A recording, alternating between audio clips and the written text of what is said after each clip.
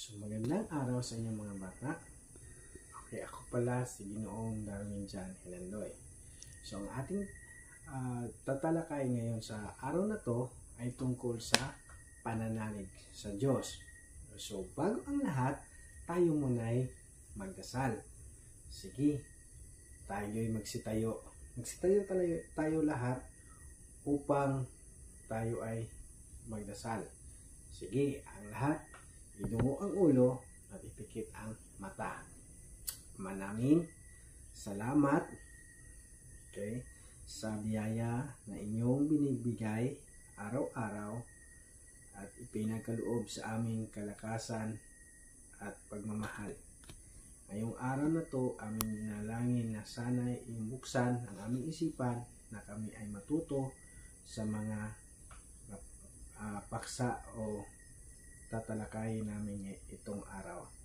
Ito lamang aming hinihiling sa pangalan ng Ama, Anak, Espiritu Santo. Amen. Okay. So, ngayon, unang gagawin ay mag-check muna ako ng inyong mga attendance. Kung sino ang lumiban at pumasok sa klase ngayon.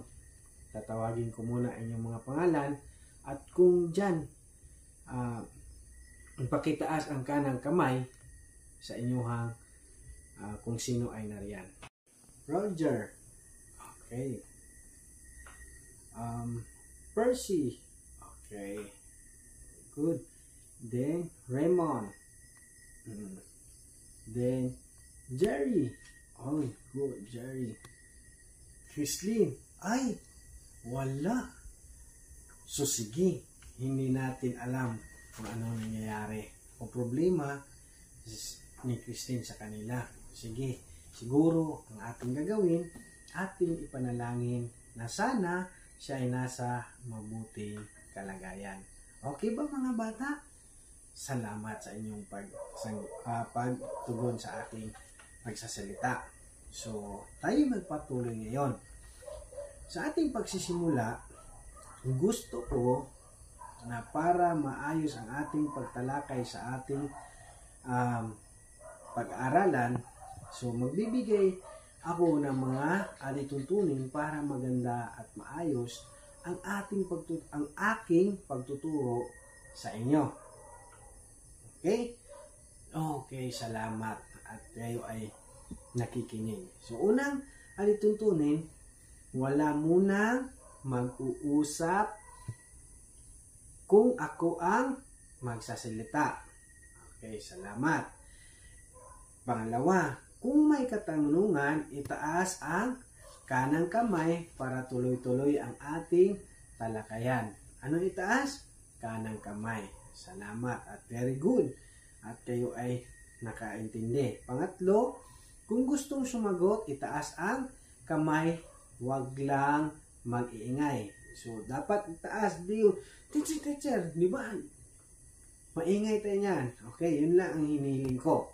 So, ngayon, meron akong ipapakita sa inyo na mga larawan upang tukuyin ninyo at malalaman ang mga ibig sabihin ng mga larawang ito. Okay. So, okay, ito yung unang larawan na ipakita ko sa inyo. Sinabi ko, 5 larawan ito. Ito yung una. So, okay, nakita nyo. Okay, salamat. Ito naman yung pangalawa. Okay. Huwag mo na mag-ingay. Sige lang. Okay. Ito naman yung pangatlo. Ito nyo ba? Okay. At ito naman yung so, ito yung pang-apat.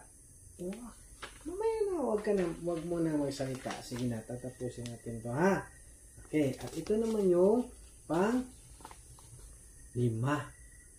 Uy. Oh, bad daw, bad. Sige, wag mo na magsabi. Okay. So, ngayon, sa 5 larawan na inyong nakita, so, akin mo na ilagay ito ha. So, okay. Ngayon, anong masasabi niyo sa mga larawan na inyong nakikita? Sa 5 mga larawan na inyong nakikita, anong naobserbahan ninyo? sa unang larawan na iyong nakita. Sila ay nagsasamba. Tama. Ang pagsasamba, pinapakita natin o ginagawa natin upang ang ating pananalig sa Diyos ay magiging malakas. At dito ating kinikilala at pinapahalagahan ang kabutihan ng ating Panginoong Diyos. Dahil siya ang ating tagapaglikha at sandigan sa ating buhay. So ngayon, sige, magtanong na ako sa inyo kung alam nyo ba, nalalaman nyo na ba ang pagsasamba? So sige, ngayon, sino-sino sa atin nagsamba sa araw ng linggo? Okay, sige, ikaw dyan yan. Okay, tama, salamat. At halos lahat tayo ay nagsasamba dahil nagsasamba tayo sa Diyos, pinapalakas din natin ang ating pananalig sa Kanya. So, ngayon, magpatuloy tayo. Sa aking larawan naman, ano naman ang nakikita at masasabi nyo tungkol sa ginagawa ng mga bata? Okay, Roger. Tama. Nagdasal bago matulog. Sa pagdarasal, bago matulog, ito ay magandang gawain na gagawin natin sa araw-araw. Dahil ang pananalig natin sa Diyos ay talagang tiwala natin sa lahat ng ating mga plano at ginagawa sa buong mag-araw. At nang tayo ay magpahinga, tayo ay nananalig sa Kanya na lagi tayong babantayan kahit tayo ay tulog at hindi natin nakita kung ano ang mga pangyayari sa ating paligid. Di ba? Sino bang nakakaalam dito sa atin kung tulog ka? Di ba? Hindi mo alam kung tulog ka. Wala tayong kalam-alam pag tulog tayo. Pero ang Diyos, nakikita niya kung anong nangyayari. Kaya pinagdarasal natin na tayo ay protektahan niya sa ating pagtulog. Okay, salamat. Sige, patuloy muna tayo sa ating ikapangatlong larawan. Okay, sa ikatlong larawan naman, pagpasalamat sa Diyos bago kumain. Okay, nagtaas ng kamay si Roger. Okay, siya daw. Palagi siya nagpasalamat sa Diyos. Tama, magaling. Sige, umupo ka muna. Patuloy muna ako magsalita. Sige.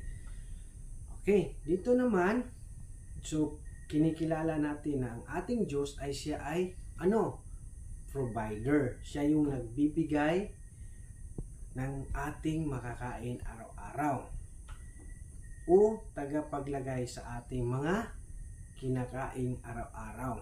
Ang ating pananalig sa Diyos ay pinapalakas natin sa ating pagpapasalamat at dito hangad natin na ang Diyos ay masisiyahan at ang mga pagpasalamat sa ating mga natanggap kahit ano man ito.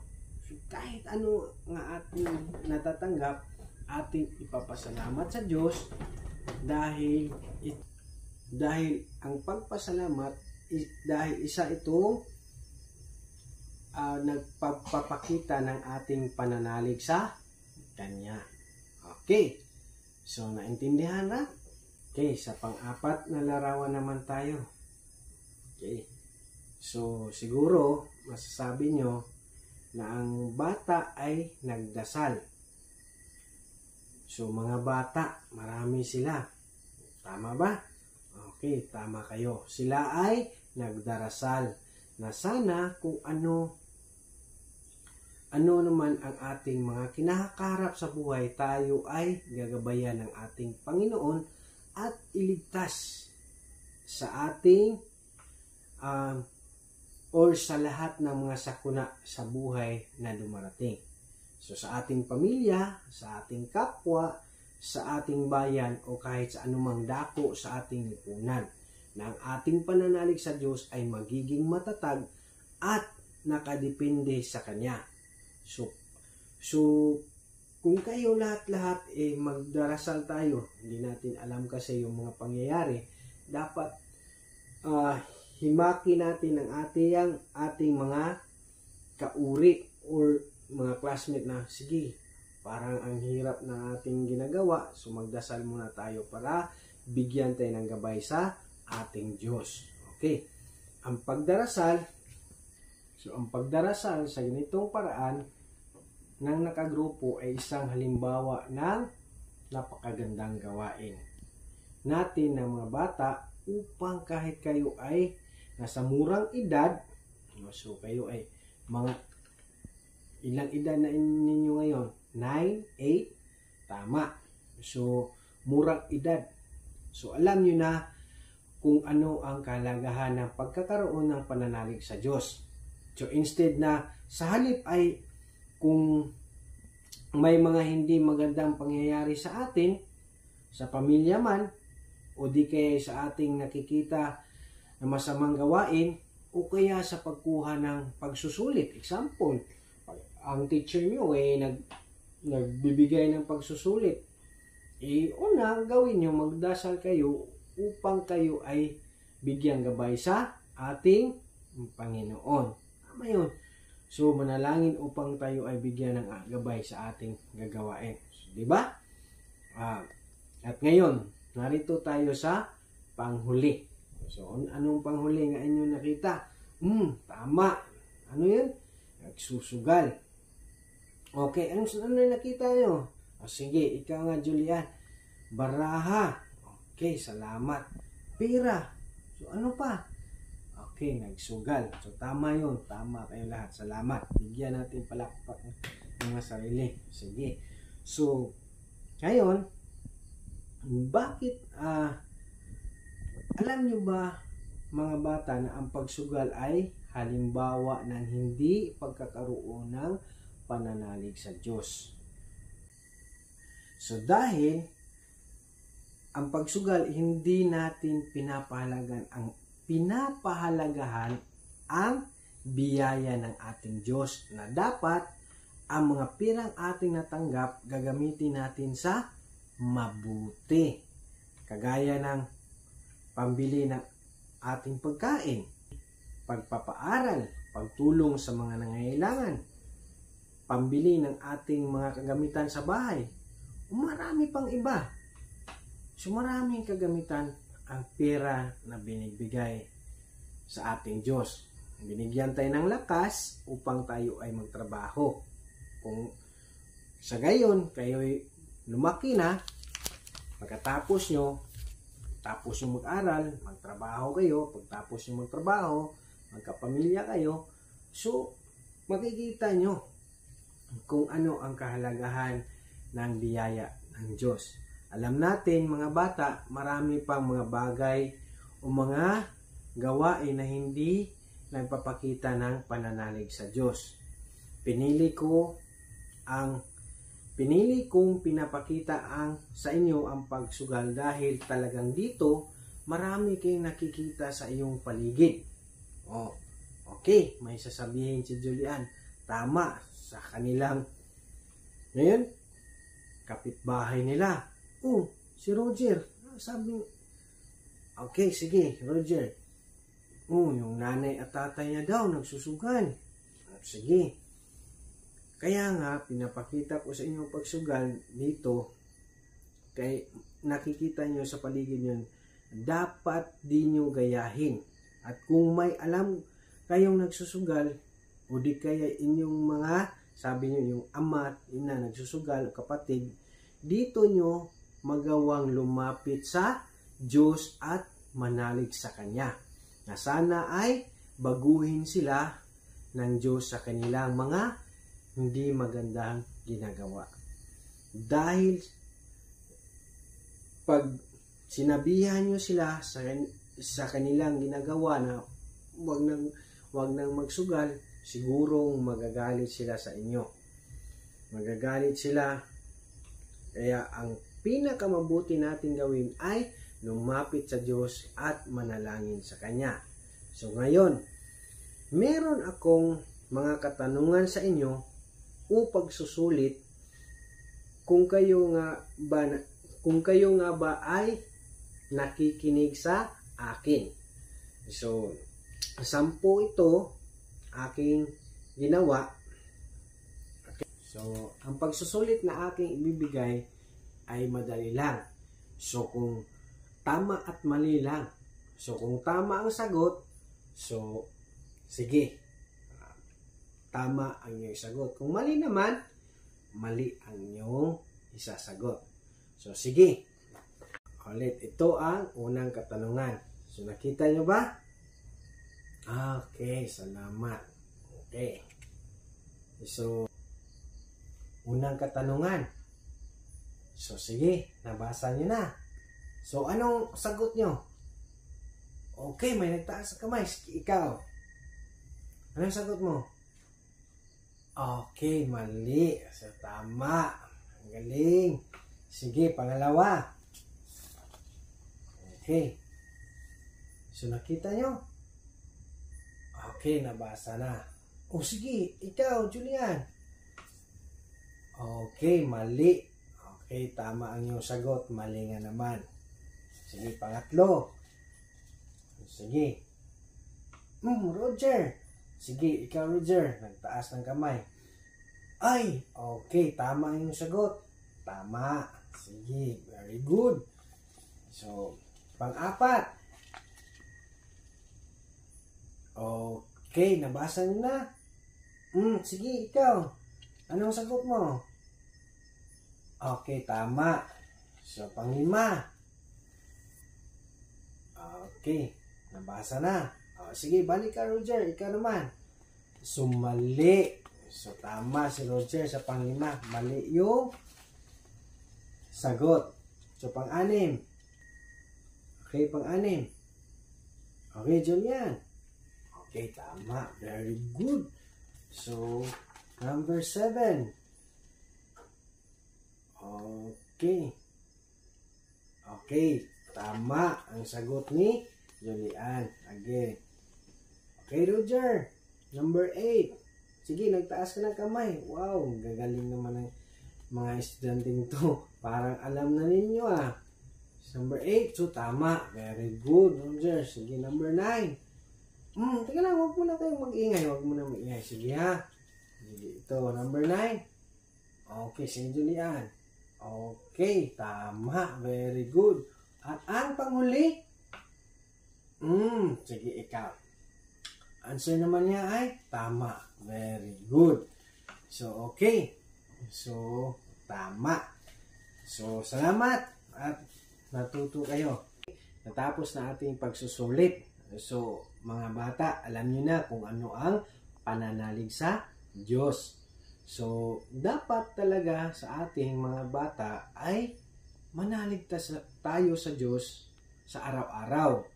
Sa pagtulog, kahit saan tayo, ay importante na tayo ay manalig sa Diyos. So, sa pagkain man, sa tuwing linggo, magsamba tayo upang ang Diyos ay masisiyahan sa ating sarili. So, okay? So, dito nagtatapos ang ating pagtalakay sa ating topic or tungkol sa pananalig sa Diyos. Okay? So, magandang umaga mga bata. Bye-bye. Thank you for watching.